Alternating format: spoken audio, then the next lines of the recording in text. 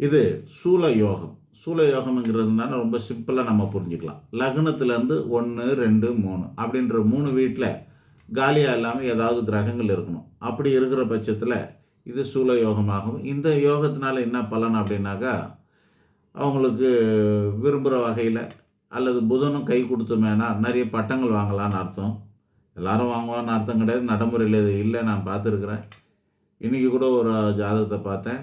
அதில் இந்த அமைப்பு இருக்குது. லக்னத்திலேருந்து 3 வீட்டில் கிரகங்கள் இருக்குது. ஆனால் பட்டம் இல்லை.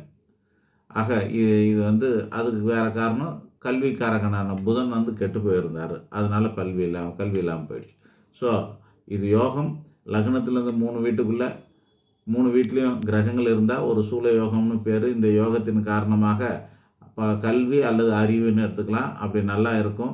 அப்புறம் இவர் வயசு ஏற ஏற அவருக்கு வருமானங்கள் பெருகி கொண்டே வரும். வியாபாரம் பண்ணலாம், சுய தொழில் பண்ணுறதுக்கு இது ரொம்ப உகந்தமான ஜாதகமாக இருக்கும்.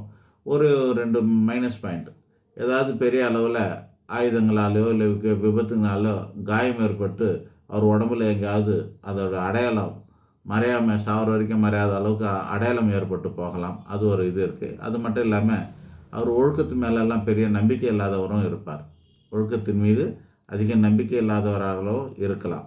ஆனால் ஆன்றோர் சான்றோர் மேலோர் அப்படின்னு சொல்லக்கூடிய ஞானிகிட்ட மகான்கிட்டெல்லாம் இவங்கக்கிட்டெல்லாம் பெரிய மனுஷங்கிட்டெல்லாம் மரியாதையோடு நடந்துக்கக்கூடியவராக இருப்பார். ஆக ஒரு 2 சில கெட்ட விஷயமும் இருக்குது, மீதி எல்லாம் நல்ல விஷயமா இருக்குது. ஆக லக்னத்திலேருந்து 3 கட்டத்துக்குள்ளே கிரகங்கள் இருப்பது யோகமாகும். நன்றி.